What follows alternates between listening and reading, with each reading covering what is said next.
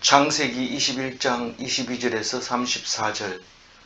그때에 아비멜렉과 그 군대 장관 비골이 아브라함에게 말하여 이르되 네가 무슨 일을 하든지 하나님이 너와 함께 계시도다. 오늘 말씀은 우리들이 일상생활에서 늘 일어나는 일들을 말하고 있습니다. 그래서 자세히 읽어보면 나보고 얘기하는 것 같이 들려요. 그러니까 남의 얘기하는 것처럼 읽지 말고 나보고 어떻게 이렇게 잘 알았지 이런 마음으로 읽으면 오늘 말씀에 큰 은혜를 받게 될 것입니다. 어제는 무슨 일이 있었냐 하면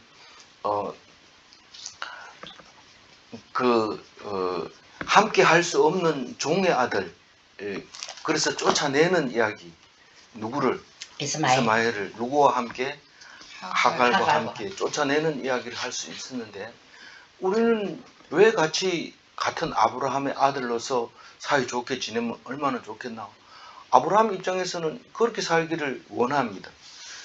그러나 성경은 그런 걸 쓰는 게 아닙니까? 잘 먹고 잘 살고 돈 잘 벌고 출세하고 이런 거를 쓰는 게 성경이 아닙니다. 성경은 분명히 쓰는 목적이 있습니다. 뭐가 목적이냐? 우리는 안 물어봐도 알지만 하나님의 계보를 적고 있어요. 아브라함의 계보를 적고 있어요. 예수님의 계보를 적으려고 합니다. 그러다 보니까 노아의 계보도 적어야 되고 그런 일이 생기는 거죠. 근데 나머지는 뭐냐? 나머지는 조연이 엑스트라다. 주인공은 계보를 이어가는 거다. 그거를 생각할 때 우리는 이스마엘은 뭐다? 조연이다. 조연 중에서도 가장 가까운 조연이 이 이스마엘이다. 다시 말해서 우리가 신앙생활을 하는데 가장 가까운 것이 이슬람입니다. 이슬람이 이스마엘의 후손이니까. 이 기독인이 엄청나게 팽창할 때 무슬림이 팽창하는 것을 볼 수 있는데 우리는 같이 살아야 합니다. 그렇지만 구별되어야 돼요. 우리는 믿지 않는 사람과 믿는 사람이 따로 사는 게 아니라 같이 살지만 특별히 구별돼야 된다. 그게 거룩이라는 단어를 사용해서 너들은 거룩해야 된다. 내가 거룩하니까 너도 거룩해야 된다. 아버지가 거룩한데 왜 거룩해야 돼요? 좀 안 되면 괜찮잖아요. 이런데 당연히 괜찮죠. 막 나가도 괜찮습니다. 그렇지만 그 결과는 본인이 져야 되는 거죠. 그건 그냥 두지 않습니다. 하나님. 그래서 하나님의 계보를 적고 있는 이 성경을 잘 읽으면 구별된 삶을 살 수 있고 거룩하게 살고 있습니다. 나중에 보면 혼자서 남들은 다 가는데 못 가고 쩔쩔매고 있다 보면 그게 하나님이 내가 너를 구별하였노라 그런 소리를 듣게 될 때 비로소 하나님께 은혜를 입었습니다. 내가 떠날 수 없게 되었습니다. 이 말을 고백할 수 있게 되는 것이죠. 하나님 백성은 종의 자식과 동행은 불가능합니다. 동행이라고 하는 것은 결의를 한 결의가 될 수 없다. 다시 말해서 멍에를 같이 맬 수 없다. 우리는 멍에를 같이 맨다는 게 뭔지 잘 모르지만 우리나라 손은 세서 그런가요? 힘이 세서 그런가 봐요. 혼자 멍에를 매지만 다른 중동 지방에는 힘이 약해 놓으니까 두 마리 서로 땡기는데 그 막대기 하나 가지고 둘이 땡기니까 한 소가 딴짓을 하면 한 소가 아주 죽어납니다. 그러니까 같이 똑같은 마음으로 가야 그게 힘이 안 들고 협력이 된다. 그 얘기를 하고 있습니다. 삐딱삐딱하면 한 사람은 그냥 애를 먹습니다. 그래서 종의 자식과 자유자의 자식이 구별이 돼야 된다. 이스마엘의 후손은 뭐예요? 종의 자식이고 이삭의 자식은 자유자의 자식이고 하나님의 계보라는 거죠. 그래서 영원히 구별해야 된다 하는 게 어제 말씀이고 오늘 22절에 보면 그때에 이렇게 얘기하면 지금까지 얘기했는 게 그때인데 헤브론에서 그랄로 아브라함이 이사를 해서 부자가 됩니다. 어떻게 부자가 됐냐? 아비멜렉이 모르고 네 아내를 건들 뻔했다. 미안하다. 이러면서 이렇게 제모르고 그때 돈 얼마 줬어요? 뭐 다른 거는 생각 안 나는데 돈만 생각나요. 돈 3억이라 했나요? 4억이라 했나요? 그만큼 줬어요. 2억이라. 그래서 부자가 됐어요. 2억이라 했어요? 네. 네. 그만큼 받고 부자가 됐는데 거기서 이삭을 낳습니다. 그 그랄 땅에서. 그리고 이스마엘 모자를 쫓아낸 게 그때 이겁니다. 그 어디서 쫓아냈나? 브엘세바 쫓아내니까 이 모자가 브엘세바에 와서 울고 있었는데 오늘 그 브엘세바가 어디냐? 그거를 오늘 설명하고 있는데 이 브엘세바가 만들어지기까지의 그 과정을 지금 말하고 있습니다. 하나님이 너와 함께 계시도다 하고 누가 말해요? 아비멜렉. 아비멜렉이. 어떻게 하나님 백성은 그런 소리 안 하는데 어떻게 이 그랄 땅이 누구 소관이라고 그랬어요? 블레셋 소관이. 블레셋 소관인데 블레셋 왕 이름 뭐예요? 아비멜렉이에요. 그래서 그랄 왕이라고도 하고 블레셋 왕이라고도 하고 아비멜렉은 그냥 왕을 아비멜렉이라고 하는 것 같아요. 왜냐하면 나중에 이 이삭이 왔을 때도 그랄 왕 아비멜렉 또 이 블레셋 왕 아비멜렉 이런 거 보면은 그래서 뭐 바로처럼 이집트 왕은 무조건 바로고 그런 것처럼 그런 것 같아요. 그래서 이 하나님 백성이 아닌 사람 보고 아닌 사람이 아브라함 보고 네가 무슨 일을 하든지 하나님이 너와 함께 계시도다 이렇게 말한 것은 뭔 뜻이에요? 복을 받아 있구나. 너는 복을 받았다. 늘 하는 것마다 잘 된다. 만사 형통이다. 그렇게 얘기를 할 때가 말을 합니다. 저는 뭐 사실 자격증 한참 딸 때 1979년도에 자격증을 많이 땄는데 79년도 그렇죠. 근데 그때 자격증이 다른 사람은 하나도 못 딸 때 3개, 4개를 땄어요. 그럼 친구들이 하는 소리가 니는 시험만 치면 합격하는구나 이렇게 했지만 사실은 그런 게 아니고 엄청 많이 친 거죠. 시험을 막 이 치고 저 치고 계속 치니까 시험을 칠 때마다 한 문제씩 알아내는 것만 해도 그것도 실력이 되는데 떨어진 숫자를 따지면 더 많은데 사람들이 볼 때는 시험만 치면 붙는 줄 알고 그렇게 알고 있었어요. 그래서 약간 부끄러워서 입 다물고 있었는데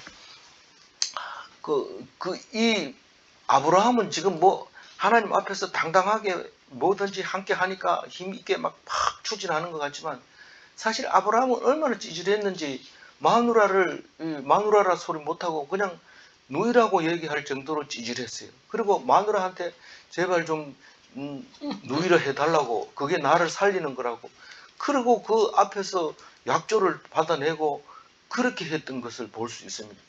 그리고 붙들려 가면은요 바로가 붙들려 가면 밖에서 기도하고 아비멜렉이 붙들려 가면 벌벌 떨고 이러면서 있었던 그 아브라함의 모습을 생각하면 우리는 하나님이 너와 함께 계시도다 이러면 속으로 픽 웃습니다.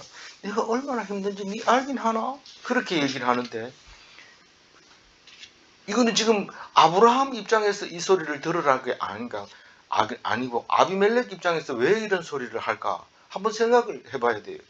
어떤 성경을 읽든지 객관적으로 읽어보고 당사자 이름 입장에서 읽어보고 이렇게 읽어야 돼요. 그러니까 아비멜렉 입장에서 이 말을 하는 이유는 뭡니까? 네가 잘 되니까 나 시기가 난다. 시기심이 생겼다. 이 말이죠. 그냥 놔두면 좀 곤란할 것 같아서 내가 왔다. 그냥 온 게 아니라 나도 힘이 있다. 그리고 내 부하 비골이 있다. 이 비골이 얼마나 골격이 세는지 봐라. 이렇게 비상하지 않느냐. 막 이러면서 자랑하는 이 비골을 데리고 와서 너 지금 잘 되니까 나 기분 나쁘다. 사실 그 이삭이 그랄 땅에 왔을 때 아비멜렉이 너 내보다 강대하기 때문에 나가라 이렇게 얘기합니다. 내보다 세니까 나가라는 거예요. 우리 내 땅에서 나가라는 거예요. 내보다 비실비실 되면 내가 살려주지만 세면 나가라 합니다. 미국도요. 자기들이 잘 살 때는 사람들을 전부 사랑하고 뭐 도와주고 억울하면 막 도와주고 이런데 이게 가만 놔두니까 점점 커면서 내보다 더 세지면 안 되겠다. 이거는 조치를 취해야 되겠다. 그런 상황에 지금 와 있습니다. 이 성경을 읽어보면 세상이 보이는 거죠. 그래서 경계심을 갖습니다. 시기심 플러스 경계심. 그래서 이제 찾아왔어요. 군대를 딱 대동하고 나와서 힘을 쓰려고 왔어요. 이게 누가 하는 역할이에요? 하나님의 계보는 이런 말을 하면 안 됩니다. 근데 조연은 항상 이렇게 얘기합니다. 자기가 있는 힘을 가지고 과시하고 어떻게든지 공격해 보려고 하는데, 그러니까 이런 사람 보면 나쁘다 이렇게 얘기하기보다는 하나님이 보냈다 이렇게 생각을 해야 되는데, 하나님은 그렇게 생각할 겨를이 없어요. 기가 죽어가지고 이 아비멜렉이 그냥 온 것도 아니고 비고를 데리고 탁 이렇게 정복을 입고 나타나니까 아브라함이 찍소리 못하고 그냥 귀 기울이고 있습니다. 23절 읽어볼게요. 그런즉 너는 나와 내 아들과 내 손자에게 거짓되이 행하지 아니하기를 이제 여기서 하나님을 가리켜 내게 맹세하라. 내가 내게 후대한 대로 너도 나와 내가 머무는 이 땅에 행할 것이니라. 그러니까 무슨 말이냐면, 공격 너희들 내 땅을 차지하고 뭐 애를 쓴다든가 아니면 힘이 세다고 뭐 우리 종들을 부린다든가 그렇게 하지 마라. 그건 거짓말이다. 거짓되이 행하는 거다. 이건 우리 땅이고 우리가 주관을 해야 되는 건데 네가 와가지고 함부로 하면 그거는 거짓된 것이다. 그런 거 할 때는 꼭 얘기를 해라. 뭐 이런 의미를 가지고 있어요. 근데 이건 구체적인 거 그런 얘기는 할 필요도 없고, 이제부터 나에게 맹세하라는 거예요. 그럼 무슨 말이냐면 허튼 짓을 안 하겠다. 뭐 조금이라도 내한테 해야 되는 일을 하지 마라. 대답을 해라. 약조를 해라. 맹세를 해라. 하나님을 가리켜 내게 맹세하라. 그렇게 얘기를 하고 있습니다. 멀쩡히 있는 사람한테 가가지고 맹세해라. 이렇게 얘기하는 것은 위협적이고 두려움의 대상이 될 가능성이 있기 때문에 미리 가서 강압적으로 이제 약조를 하라고 하는 거죠. 그러면서 계약의 내용이 내가 너를 후대한 만큼 너도 나를 후대해라. 벌써 이 아비멜렉은 후대한 겁니다. 자기가 관할하는 땅에 와가지고 지금 살고 있는 것이 그 후대한 겁니다. 그러니까 우리가 지금 전쟁이 팔레스타인과 이스라엘이 싸우고 있는데 그 땅에 누가 먼저 땅을 차지하고 있었다는 것을 알게 돼요. 팔레스타인은 먼저 살고 있었잖아요. 블레셋이 먼저 살고 있으니까 지금 아브라함이 오니까 이렇게 지금 텃세를 부리고 있는 거잖아요. 기득권을 가지고 맹세해라. 지금은 내가 힘이 세다. 그렇지만 가만 놔두면 네가 더 클 것 같다. 그러니까 이제부터 약조를 맺어서 우리를 공격하면 그냥 놔두지 않을 거고, 또 이 약조 행걸로 가지고 너희들을 얼마든지 이 책임을 물을 거다. 그 얘기를 지금 하려고 하는 거죠. 그리고 너는 나와 내 아들과 내 손자에 대해서, 그러니까 이 약조는 그냥 있는 게 아니고 앞으로 너와 내가 더불어 살 텐데 니하고 내하고 문제가 아니라 자손들에게까지도 이것이 이어질 수 있도록 맹세를 하라고 얘기를 하고 있습니다. 그러면 내가 너를 후대한 만큼 너도 나를 후대해 줘야 된다는 이야기를 하고 있습니다. 그랄에 사는 동안, 딴 데 가 사는 건 할 수 없지만 그랄에 사는 동안에는 꼭 그렇게 하자고 얘기를 합니다. 아브라함은 가만히 있어도 와가지고 안 그래도 내가 겁났는데 맹세하자. 24절 읽어봅니다. 아브라함이 이르되 내가 맹세하리라 하고. 그러니까 오히려 내가 위협적이었는데 맹세하고, 우리는 원래 남을 해코지 하는 사람들이 아니니까 먼저 와서 그렇게 얘기하는 게 정말 감사하다. 속으로 그렇게 생각하면서 관계를 돈독하게 하려고 아비멜렉이 와서 얘기했는데, 뭐 아브라함은 힘도 없는 게 뭐 거절할 이유도 없습니다. 그래서 대답을 하게 되었고, 25절 읽어볼까요? 아비멜렉의 종들이 아브라함의 우물을 빼앗은 일에 관하여 아브라함이 아비멜렉을 책망하며, 이 얼마나 아브라함이 찌질하게 살았는지, 우물을 파놓으면 아비멜렉 종들이 뺏어가고, 우물을 파놓으면 뺏어가고, 여기 뺏기면 또 저기 파고, 이삭도 똑같이 그래요. 이삭도 그 그랄 땅에 가가지고 우물을 파면 뺏어가고 저기 파면 뺏어, 3번이나 4번 파다가 결국은 안 뺏어가고 있을 때 있는 이야기가 또 나옵니다. 그래서 그 얘기를 했어요. 그러니까 이 사람들이 압니다. 아비멜렉이 여기서 모른다고 발뺌을 하지만 사실은 아비멜렉이 모를 리가 없어요.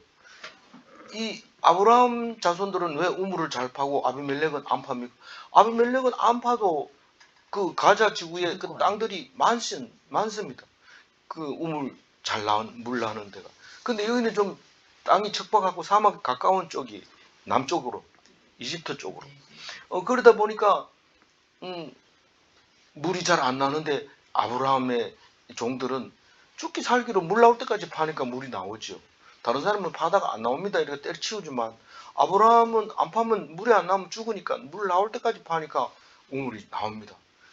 그 깊이 파면 또 깨끗한 물이 나옵니다. 얕은 우물보다는 깊은 우물이 훨씬 시원하고 맛이 있고 그렇죠. 그러니까 우물이 좋으니까 뺏어가고 그렇게 했던 것을 볼 수 있습니다. 그러니까 지금 그랄 땅은 이 가자 지구에 있는 그 땅보다 훨씬 살기가 어려운 땅이에요.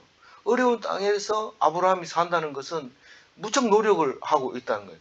거꾸로 얘기하면 찌질하게 살고 있다는 거예요. 힘도 없이 그렇게 살고 있다.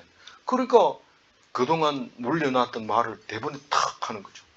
우리 여태까지 우물 받는 거 다 뺏겼다. 그러니까 아비멜렉 보고, 그게 이게 옳은 거냐, 이게 째다카냐, 네가 지금 째다카를 주장하고 맹세하라고 그랬는데 너희들은 이건 째다카가 아니다. 과거 일을 끌고 와가지고 딱 얘기를 합니다. 그러니까 다시 말해서 너는 나를 땅을 줬다고 해가지고 후대했다고 생각하지만 사실 그렇지 않은 것이 있다. 나는 사실 억울했다. 만사 형통 같지만 팔 때마다 빼앗겼다. 그 얘기를 할 때 오히려 아비멜렉이 얼굴이 붉어진 거죠. 책망을 받게 된 거죠. 26절 읽어보면, 아비멜렉이 이르되 누가 그리하였는지 내가 알지 못하노라. 너도 내게 알리지 아니하였고 나도 듣지 못하였더니 오늘에야 들었노라. 우리가 어떤 문제를 해결하기 위해서 있다 보면 그 전화를 이렇게 하면 이게 아는 체 했다가는 손해볼 것 같으니까 모릅니다. 나 모릅니까? 이러면 모른대요. 어떻게 몰라요? 이러면 내가 여기 오는 사람이 한두 명인 줄 아십니까? 이러는데 압니다. 아무리 수천 명이 와도 그런 정도는 압니다. 근데 모른다고 그래요. 청문회 가도 마찬가지죠. 모른다고 그래요. 내가 알지 못하노라. 모른 척 하는 거예요. 사실 그 말은 부끄러운 말인데, 진실하지 못한 말인데, 사실상 모른다 하는 말이 잘못됐다는 것을 인정하는 거죠. 아, 그래? 아니, 절대 안 그렇다 이래 안 하고, 난 몰랐다 이렇게 얘기하는 것은 사실을 인정하는 거예요. 그래서 어떤 의미에서는 절반은 사과를 받은 겁니다. 이게 핑계죠. 너도 내게 안 알렸잖아. 넌 말 안 했잖아. 그리고 나도 못 들었다. 이것은 세상 사람들이 얘기하는 다 정당한 이유로 같이 보이지만 핑계는 없습니다. 하나님의 계보는 핑계 안 합니다. 하나님의 계보는 핑계한 이 단어가 없어요. 우리는 만나면 핑계부터 됩니다. 그때 내가 올라 했는데 못 왔어요. 누가 물어봤나요? 근데 대답을 합니다. 그게 핑계죠. 그런 얘기는 안 해도 돼요. 하나님의 계보는 그냥 마음이 가는 대로 그냥 하는 거예요. 그리고 잘못했는 건 벌 받으면 되는 거고 잘했는 거는 하면 되는 거죠. 오늘에야 들었노라. 이것은 진짜 미안하다. 오늘 내가 처음 들었다. 내가 돌려줄게 이런 말입니다. 어떻게 돌려줄게 이 말이냐면 그 말을 인정하니까 그 우물 그 빼앗은 거 내가 돌려줄게 이런 뜻입니다. 그래서 우리는 원수에게 잘해줘야 될까요? 잘 미우면 막 혼내줘야 될까요? 잘해줘요. 그거는 성경 어디에 읽어도 그렇게 돼 있어요. 원수에게 잘해줘라. 예수님은 심지어는 원수를 사랑하라까지 얘기를 했어요. 이게 뭔 말이 됩니까? 처음 듣는 사람이야 말이 안 되지만 성경을 맨날 읽는 사람들은 원수가 네에게 얼마나 중요한지 모른다. 만약에 주역이 그 조연들을 무시하고 다 없애버리면 영화가 안 되는 거예요. 찍을 수가 없어요. 찍을 게 없어요. 그래서 막 그 사람들을 아끼고 사랑하고 이러면은 연기할 때도 리얼하게 잘하고 조연을 떠받쳐주는 이런 연기를 하는데, 아, 주인공이 좀 됐다고 공주처럼 막 이러면서 사람들을 막 무시하고 이러면은 같이 영화 안 찍으려고 그래. 그럼 영화가 작품이 나오겠어요? 안 나오잖아요. 우리는 그거를 맨날 얘기하니까 원수를 사랑하라 이러니까 당연하죠 이렇게 얘기하는데, 원수가 딴 게 아니고 네 아픈 옆구리야 이렇게 얘기하면 옆구리 붙들고 앉아가지고 아이고 감사합니다 이러고 이런데, 실제로 되게 아픈 사람은 그 말을 합니다. 유명한 암 치료한 의사가 그러잖아요. 나도 암이 걸렸는데 난 암하고 같이 삽니다 이러면서, 암과 같이 살자 그러면서 그런 얘기를 들어보면서, 아니 무슨 사람이 저런 사람이 있어 이렇지만 암에 대해서 많이 아는 사람은 그런 말을 하게 되는 거죠. 그러니까 우리는 원수가 있기 때문에 내가 의롭게 되는 거지, 내가 원수가 없다면 뭐가 어떻게 의롭게 되는 겁니까? 안 되죠. 그거는. 로마서 12장 20절 한번 읽어볼게요. 내 원수가 줄이거든 먹이고 목마르거든 마시게 하라. 그리함으로 내가 숯불을 그 머리에 쌓아 놓으리라. 이거 하도 많이 읽었으니까 무슨 말인지 알죠? 숯불을 머리 위에 이고 있으면 얼굴이 벌개져서 지나가는 사람들이 제가 무슨 부끄러운 짓을 했나 전부 다 이렇게 한마디씩 하게 됩니다. 우리는 얼굴을 빨갛게 못할지 모르지만 그게 본인은 얼굴이 화끈 달아오릅니다. 그 옆에 있는데 내 얘기를 하는 거 탁 듣고는 얼굴이 확 꺼내지는 거죠. 그게 숯불을 머리 위에 쌓아놓은 것을 말하는데, 그게 참 그 억울한 일을 당하면 손해볼 것 같지만 하나님 앞에서는 그게 복인 거예요. 억울함을 당했다면 그게 복인 거예요. 아멘. 알 수가, 우리는 모르죠. 우리는 그래도 영광을 받는 게 좋고 남한테 자랑하는 게 좋고 그렇지만, 억울함을 당하는 것이 하나님의 축복이라는 것을 알게 될 때 하나님 믿는 게 너무 재미있고 감사하고 기쁜 거죠. 27절 읽어요. 아브라함이 양과 소를 가져다가 아비멜렉에게 주고 두 사람이 서로 언약을 세우니라. 예. 이제 영원한 소유가 된 부엘세바가 우물이잖아요. 우물을, 영원한 우물을 갖게 되는데, 지금도 그 부엘세바가 있어요. 이름도 그대로 있고. 그게 뭐 금방 그렇게 오래됐나? 그렇게 오래 안 됐어요. 예수님이 오신 지 2000년. 이는 예수님이 오시기 2000년 전도 아니에요. 1500도 안 됐죠. 모세가 1000년이라 했나요? 하여튼 뭐 그 2000년이 안 되는, 다윗이 1000년. 그렇게 됐는데 이게 그 이름이 그대로 남아 있는 거예요. 그래서 이스라엘 백성 이러면 항상 입에서 튀어나오는 게 부엘세바에서 단에서 부엘세바까지, 단에서 부엘세바까지, 혹은 하맛 어기까지 이렇게 얘기를 합니다. 그러니까 이게 이름이 이 영토의 제일 기본이 되는, 기준이 되는, 더 이상 내려가면 이집트고 그 이상 올라가면 블레셋이고 그렇게 됐던 거죠.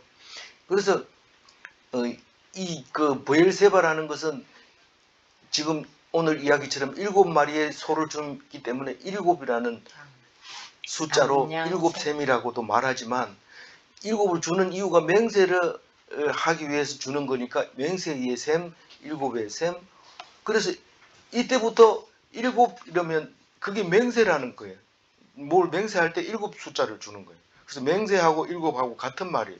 그래서 원래 부엘세바 이러면 7을 던지다 이런 뜻을 가지고 있는데, 그게 맹세하다, 너 맹세할래? 내가 7을 던질게 이렇게 얘기한다는 거죠. 그래서 이제 영원한 부엘세바 이야기가 27절에 있습니다. 있는데, 양과 소를 가져다가 에비멜렉에게 주고, 이 말은 뭡니까? 네가 나에게 선을 베풀었으니까 내가 너를 선을 베풀겠다. 다시 말해서 여기 그랄 땅이 너희들이 소관하고 있는데 살게 해주고 공격을 안 해줬으니까 고맙다. 그리고 양과 소를 줍니다. 그리고 이제는 언약 네가 원하는 대로 언약이 됐지. 그러면서 28절 읽어봅니다. 아브라함이 7 암양 새끼를 따로 놓으니 이 7 암양 새끼는요,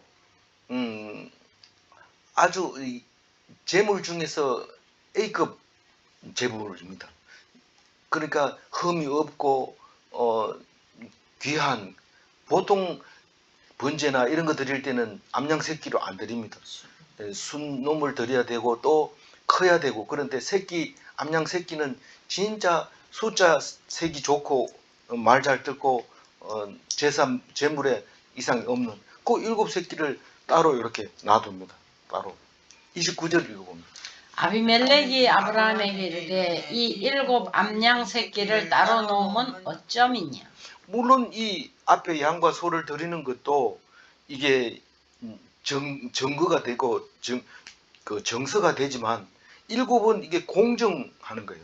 여러 사람 앞에서 공정을 하는데 7이라는 사람을 다 기억할 수 있기 때문에 그 7을 따로 세워가지고 이 우물에 대한 공정을 내가 하겠다.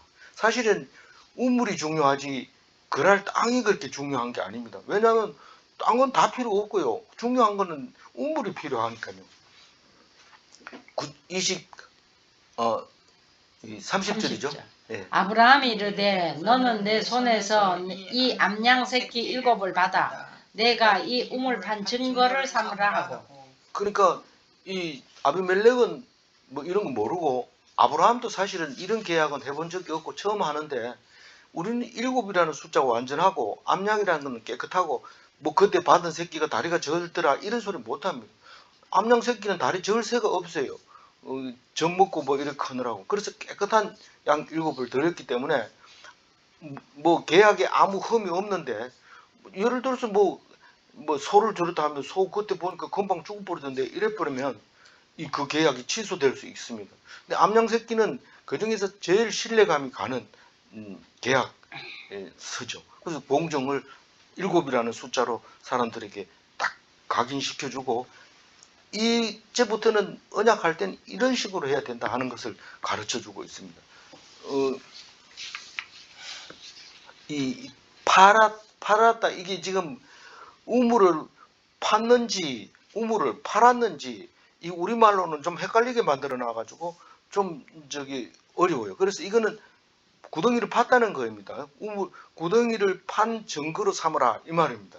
이 7이 이게 파다는 것은 하파르, 찾다, 아팔로 이렇게 막 걸른 거, 파고드는 걸 판다. 그래서 우리가 팠다는 증거로 이 7마리 암양 새끼를 준다. 31절 읽어. 두 사람이 거기서 서로 맹세하였으므로 그곳을 부엘세바라 이름하였더라. 그러니까 그 7의 우물, 맹세의 우물 이렇게 표현을 하지만 이 이후에 부엘세바가 있었고, 사실 이 이름이 붙이기 전에 부엘세바라는 말을 썼죠. 어디서 썼어요?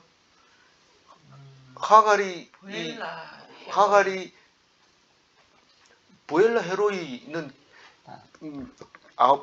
이게 부엘라 헤로이하고 같은 곳이에요. 같은 곳인데 그때는 우물이 없었으니까 부엘라 헤로이를 했는데, 나중에 계약하고 사고 난 다음부터는 부엘세바를 했는데, 하갈이 16살 먹은 이스마엘을 데리고 가서 화살 한바탕 거리에서 울고 있을 때 그때 어디냐면 부엘세바 옆에서 그랬어요. 그러니까 이 부엘세바는 이미 이름 붙이기 전에 훨씬 전부터 아브라함과 관계 있는 사건들이 생기는 것을 볼 수 있습니다. 이삭 때는요. 이삭 때도 그런 일이 생기는데 26장에 가서 데려가는데 가지 말라 해가지고. 예, 26장 15절 읽어볼까요? 그가 그 이름을 세바라 한지라. 그러므로 그 성읍 이름이 오늘까지 부엘세바더라. 그 위에 있는 26장 15절 읽어주세요. 그 아버지 아브라함 때에 그 아버지의 종들이 판 모든 우물을 막고 흙으로 메웠다. 이 누가 메웠을까요? 이 블레셋 사람들이 와가지고 아비멜렉 사람들. 자기들은 여기 살기 싫고 우리는 사는 곳은 거기 있으니까 블레셋이 있으니까 거기서 살고 있는데 여기 와서 사람들이 살면 우리 시끄럽다 이러면서 다 묻어버린 거예요. 근데 다시 이삭이 가서 이제 또 팝니다. 거기서 악착같죠. 뭐 그냥 사람들 보면 미련하고 뭐 다른 데 가서 살아도 되는데 왜 거기 남 집 옆에 와가지고 그렇게 괴롭히는지 모르지만 뭐 남이야 이해하든지 말든지 자기가 고집을 씁니다. 아주 뭐 전형마매하고 비슷한 것 같아요. 어쨌든 거기서 다시 한번 이름을 브엘세바라고 이름을 붙여줍니다. 하나님의 뜻이겠죠. 누가 이삭이 그 브엘세바라 했더라 이렇게 얘기를 합니다. 그러니까는 어디서 읽어봤던데 아브라함 때 읽어봤잖아. 이삭 때 또 한번 읽어보게 될 겁니다. 이제 32절이죠? 네. 네. 그들이 브엘세바에서 언약을 세우매 아비멜렉과 그 군대 장관 비고를 떠나 블레셋 사람의 땅으로 돌아갔고 그 비골하고 아비멜렉은 준 양과 소를 데리고 끌고 이제 어디로 가요? 블레셋 사람의 땅이 어디냐면 가자거든요. 그 가자로 가는데 가서 우리는 지금 경상북도에서 일어난 일을 다 하고 대구로 가는 거나 뭐 경기도에서 한 일을 다 하고 서울로 가는 거나 마찬가지. 뭐 같은 구역은 아니지만 다 관할 구역인데 그렇게 간 겁니다. 간섭을 하죠, 당연히. 그래서 이제 수도로 갔다는 뜻이죠. 그래서 블레셋은 그랄은 블레셋의 소관 지역, 바운더리, 관할 지역이었던 거죠. 근데 그 부분에 보면 이름이 비슷한 것들이 많아요. 그랄도 그렇지만 네게브라고도 하고, 네게브는 훨씬 큰 것을 네게브라 하고, 가데스는 그 중에 좀 남쪽으로 내려온 네게브 안에 있는 거, 술은 조금 떨어져 있는 거, 아까 얘기한 부엘라 헤로이, 그게 결국은 이 브엘세바이다. 그렇게 말하고 엘바란, 세일, 엘랏, 에시온 게벨 이게 전부 같은 동네에 있는 이름들입니다. 그러나 이 지역들은 블레셋 사람들은 그렇게 팽창하지 않았던 것 같아요. 그런데 이스라엘 백성은 너무 흩어져 가지고 팽창하는 바람에 이것들이 이 블레셋 땅이 됐다가 에돔 땅이 됐다가 계속 바뀌면서 그래도 이게 이스라엘은 거의 한 절반 이상은 이쪽이 차지하고 있는 거죠. 33절 읽어볼게요. 아브라함은 브엘세바에 에셀나무를 심고 거기서 영원하신 하나님 여호와의 이름을 불렀으며. 이 성경을 읽어보면 아브라함은 여기서 죽게 되는 것 같아요. 그렇지만 여기 이제 내가 나무를 심었다고 그러는데 에셀나무라고 그랬는데 에셀나무는 위성류라고 우리말로 중국 말이겠죠. 그 위성류라고 하는 나무 자주 봅니다. 보는데 꽃피는 거는 못 보는데 꽃피는 사진이 거기 나왔어요. 자세히 잎사귀를 보면 우리가 어떤 나무를 말하는지 생각이 날 거예요. 근데 이 나무에서 진액들이 나오는데 분비액이 나오는데 수액이 나오는데 이게 그 만나였을 거라고 주장하는 사람들이 많습니다. 그러니까 에셀나무가 거기 많이 살고 있다는 거예요. 광야에. 이게 뿌리 높이는 최고 큰 게 9m까지 올라가고 밑으로는 15m까지 내려간대요. 땅 밑으로는. 그래서 이게 아주 척박한 땅에서도 잘 살 수 있나 봐요. 그런 그 에셀나무를 심고 여호와의 이름을 부른 곳은 꽤 많이 나오지만 두 군데 자세히 읽어보면 두 군데밖에 안 나와요. 아브라함이 부른 장소가 베델과 브엘세바 이 두 군데에서 부르게 됩니다. 사실 베델과 브엘세바는 영원히 그 이름이 남아 있잖아요. 나중에 뒤에 가면 이제 이삭이 엘베델 이렇게 부르기도 합니다. 마지막 절이죠. 34절. 그가 블레셋 사람의 땅에서 여러 날을 지냈더라. 네. 이삭이 다 자랄 때까지 거기서 살았어요. 이삭이 다 자라가지고 여기서 헤브론으로 올라갔는지 헤브론에서 출발했는지 모르지만 이삭을 데리고 어디로 가요? 모리아 산으로 가는데 그게 예루살렘이었다는 거죠. 그렇게 가는 이야기가 다음에 나오고, 내일은 창세기를 잠시 멈추고 요한복음을 하게 됩니다. 말씀이 육신이 되어 오신 예수님에 대해서 이야기하는데, 이 요한복음은 처음 오는 사람한테도 요한복음부터 읽어라 이렇게 얘기를 하기 때문에 이 요한복음이 중요합니다. 어떤 사람들은 요한복음을 여러 번 읽는데 실제로 6년 안에 요한복음이 2번 묵상하긴 합니다. 그래도 기회를 놓치지 말고 요한복음을 잘 묵상해서 제대로 구약, 신약, 성경이 다 읽혀지게 했으면 좋겠습니다. 그걸 안 읽으면 한꺼번에 다 읽을지 이 성경 66권을 다 이해하지 못합니다. 오늘 30절 하이라이트만 읽어봅니다. 너는 내 손에서 이 암양새끼 일곱을 받아 내가 이 우물 판 증거를 삼으라. 천국은 침노를 당하는 것입니다. 천국을 누가 갖다 주는 게 아니고 우리가 침범하는 거예요.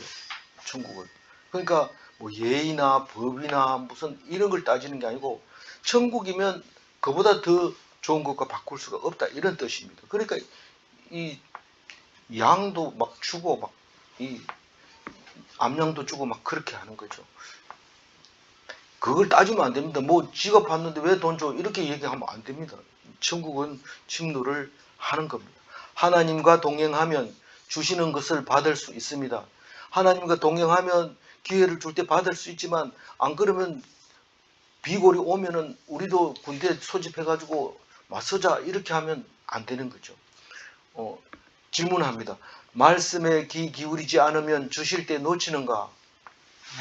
네. 두 번째 질문, 값을 치러야 자기 소유가 되는가? 기도하겠습니다. 하나님 감사합니다.